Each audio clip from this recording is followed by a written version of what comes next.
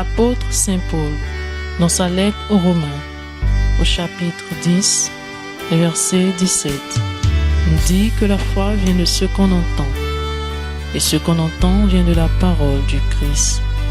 L'enseignement que vous allez écouter vous est présenté par le groupe d'intercession du groupe Les Amis de l'Eucharistie de la paroisse Saint-Paul, Pays Accra. Nous vous souhaitons une bonne écoute. Que Dieu vous bénisse. Amen.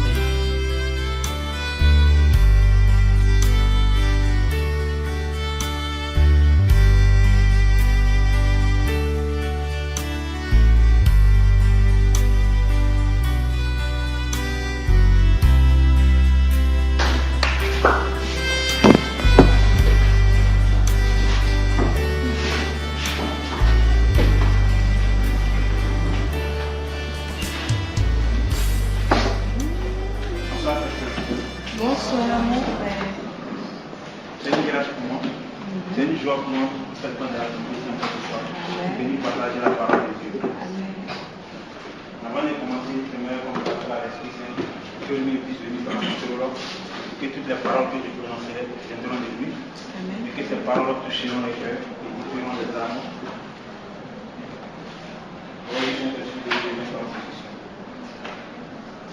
Le Père éternel, tu m'as donné ce message de venir partager avec mes frères et sœurs.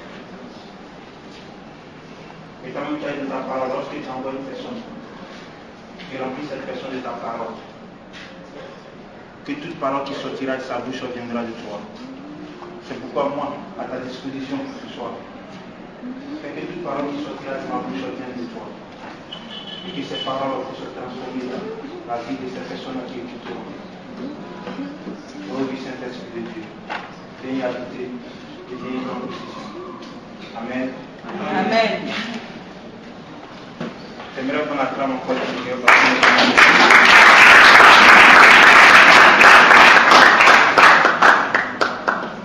Le vendredi passé, on a eu une veille dans le thème qui était Actes 4, verset 31, qui parlait de les apôtres qui étaient réunis tous ensemble pour prier. Et tout juste après la prière, ils étaient tous remplis du Saint-Esprit. Oui, ils étaient vraiment remplis du Saint-Esprit. C'est après dans la méditation, je me suis dit, mais s'ils étaient remplis du Saint-Esprit, c'est que le Saint-Esprit est venu pour un but. C'est que le Saint-Esprit est venu en eux pour accomplir quelque chose. Donc je me suis posé, et cette question m'est venue. Donc quelle est l'importance du Saint-Esprit dans la vie d'un chrétien? Quel est le rôle du Saint-Esprit dans la vie d'un chrétien?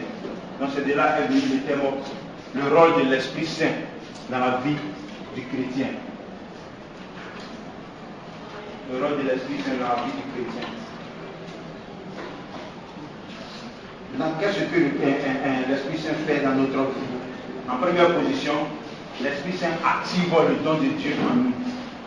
L'Esprit Saint descend en nous et vient activer le don de Dieu. Parce que depuis notre naissance, lorsque nous sommes nés avec un don. Nous sommes nés avec un talent. Donc lorsque nous recevons l'Esprit Saint, cet Esprit Saint vient activer en nous ces dons que nous avons ici dès la naissance. Donc lorsqu'on va dans Acte 48, ici, l'apôtre Pierre nous dit que non, l'Esprit de Dieu est un don divin, l'Esprit Saint est un don divin de Dieu. Mais avant de le recevoir, il faut d'abord se repentir. Il faut d'abord reconnaître qu'on est pécheur. Il faut demander pardon à tous ces offenseurs, à toutes ces personnes qu'on a offensées avant de le recevoir. Ça, c'est ce que l'apôtre Pierre nous dit dans sa parole pour être activé par l'Esprit Saint. Ici aussi, l'Esprit Saint est comme pour nous l'eau et le vent. En tant qu'être humain, on voit que l'eau et le vent sont des éléments nécessaires dans notre vie. C'est de cette même manière, l'Esprit Saint de Dieu est un élément nécessaire dans la vie d'un chrétien. Parce que sans l'Esprit Saint, la première des choses, ne peut pas être activé de ce don qui est en toi, pour reconnaître vraiment que tu as un don pour l'action de Dieu, l'œuvre de Dieu. Donc c'est pourquoi il nous dit dans Jean 38, 37, verset 8, qu'il y a comme une source d'eau qui vient remplir nos cœurs et qui vient nous donner une joie, une force. Jean 7, verset 37 à 38.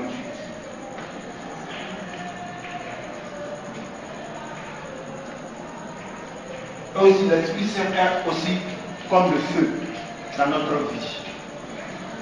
C'est comme le feu qui vient brûler et qui vient se manifester dans notre vie.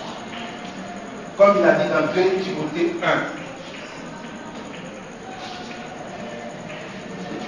1. Dans 2 Timothée 1, verset 6, où l'apôtre Paul dit à Timothée, ranime la flamme du don de Dieu en toi.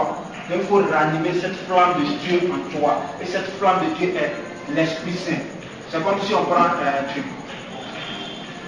Je vais parler de, si on prend le bois. Le bois ou bien le charbon, qu'on allume le charbon. Et qu'on l'allume. Il faut essayer de le ventiler pour qu'il puisse s'allumer, être allumé, jusqu'à ce que lorsqu'il devient une cendre, il faut essayer d'enlever la cendre et réajouter pour qu'il puisse toujours s'allumer et être actif. C'est de cette même manière qu'on doit faire la même manière la présence de l'Esprit Saint dans notre vie, pour qu'il puisse être toujours actif. On doit toujours être éveillé à activer cet Esprit Saint en nous. Parce que cet Esprit Saint qui est présent en nous, lorsqu'on ne l'active pas, lorsqu'on ne le met pas en exerce, il peut nous être enlevé. Comme le dit dans Paul, dans Psaume 51, 11, que cet esprit peut nous être enlevé si on ne l'active pas, si on ne le met pas en pratique, si on ne se met pas disponible pour que cet Esprit Saint puisse être activé dans notre vie.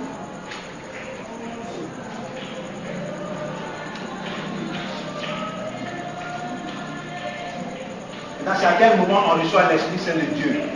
On reçoit l'Esprit Saint de Dieu dès notre baptême. Parce qu'au bout de notre baptême, il y a la main qui est imposée sur nous. Après cette imposition, c'est l'Esprit Saint de Dieu qui descend dans notre vie. Cela s'explique dans Actes 8, 17.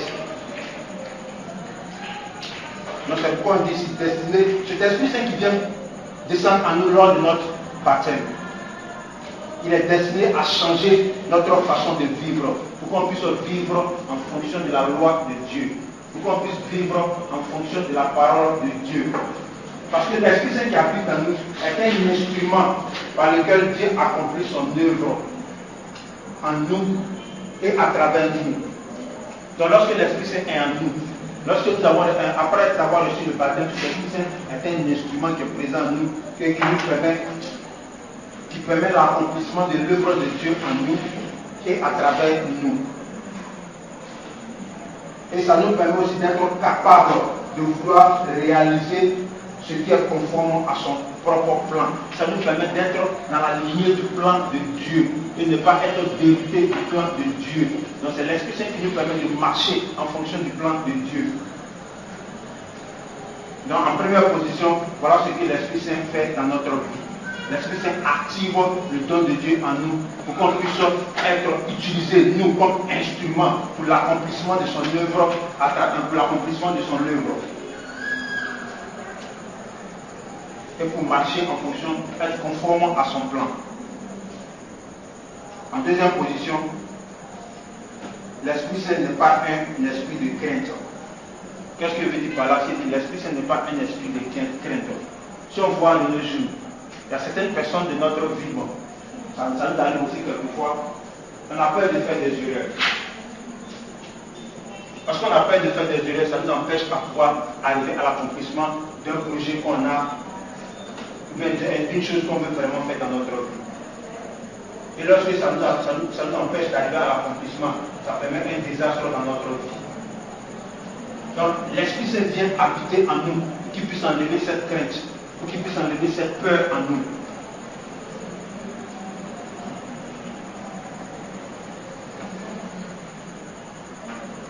C'est ce qu'il nous explique dans 2 Timothée 1 à 7, que l'Esprit Saint n'est pas un esprit de crainte, mais un esprit de force, qui nous donne le contrôle de soi. C'est le même esprit qui a habité Moïse. Lorsqu'il quittait l'Égypte, il n'a pas eu peur de l'intimidation du roi. L'Esprit Saint lui a donné une force. Et ayant foi en ce que Dieu lui a dit, il a pu prendre les décisions de quitter l'Égypte pour aller pour l'accomplissement de l'œuvre de Dieu. Donc ce qu'on peut dire ici, l'Esprit Saint transforme des êtres humains craintifs en des individus remplis de foi et de courage. Donc cela veut dire que l'Esprit Saint nous donne le courage, l'Esprit Saint nous donne la force pour pouvoir accomplir l'œuvre que Dieu veut qu'on fasse pour sa gloire.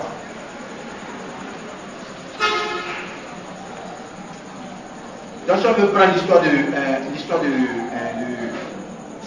Pierre, lorsque Jésus a été attrapé, lorsque les apôtres ont attrapé Jésus, et qu'ils ont attrapé Jésus, il y a certaines personnes qui sont venues questionner que non, tant que cette personne qui marche avec Dieu, qu'est-ce qu'il a fait? Parce qu'il était rempli de peur, parce qu'il n'avait pas cette foi que Jésus a dit que 3 jours après, je reconstruirai le temple de Dieu. Parce qu'il n'a pas eu cette foi, mais il a eu cette peur.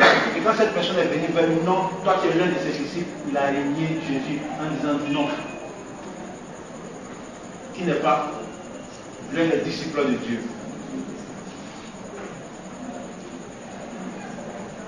Mais après avoir reçu l'Esprit Saint, après la Pentecôte, il y a eu cette force, cette vivacité d'aller devant le peuple, de pouvoir proclamer la bonne nouvelle, de pouvoir parler, faire transmettre le message de Jésus au peuple.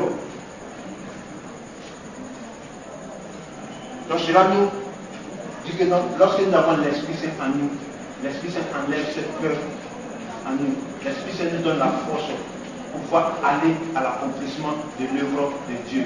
L'Esprit Saint nous donne le courage pour pouvoir accomplir l'œuvre que Dieu veut qu'on fasse pour sa gloire et non pour notre gloire. Et l'Esprit Saint aussi nous donne le courage.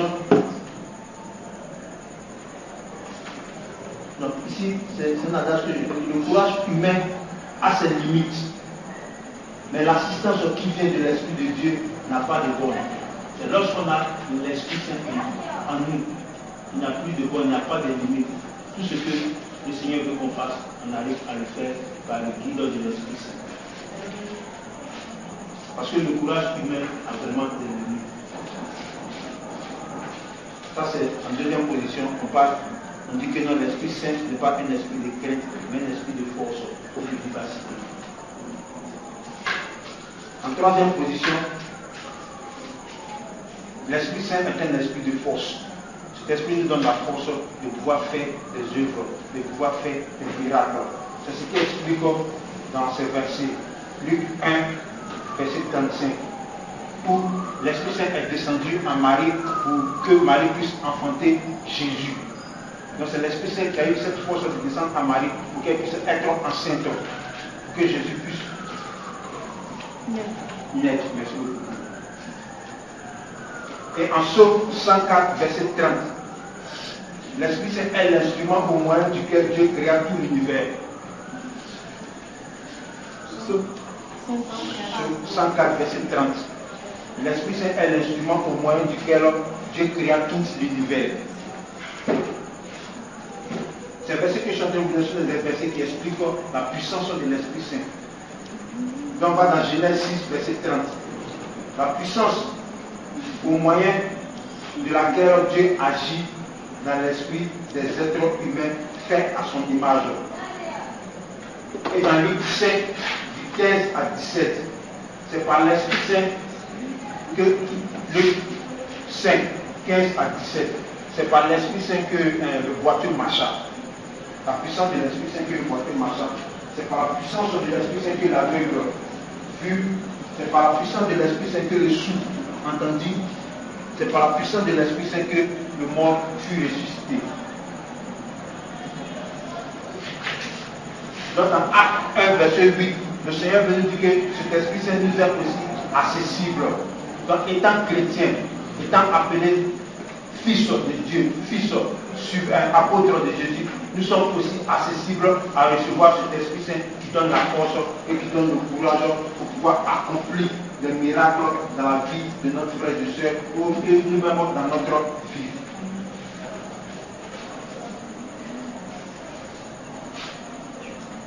Maintenant, cette puissance qu'on reçoit de Dieu, est-ce notre gloire? C'est une question que je vous pose. Cette puissance qu'on reçoit de Dieu, est-ce pour notre gloire? Non.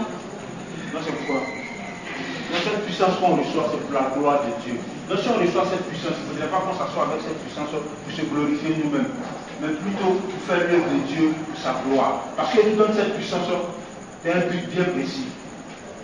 C'est seulement pour qu'on puisse contribuer à l'accomplissement de son œuvre, à l'accomplissement de sa mission. Donc c'est pourquoi ici, cette puissance de Dieu, à travers l'Esprit, n'accomplit pas seulement des guérisons, mais elle est également la puissance qui nous permet de vaincre notre nature humaine. Notre Esprit Saint, lorsqu'il est présent en nous, il nous permet de vaincre notre nature humaine et de vivre selon Dieu, de vivre en esprit et en connexion avec Dieu, afin de devenir comme Dieu. Cependant, c'est le miracle qui est notre participation active. Donc, pour avoir cette puissance, pour avoir cette force, il était notre disponibilité à cet esprit pour que sa puissance puisse habiter en nous, que nous puissions accomplir sa mission. Et aussi notre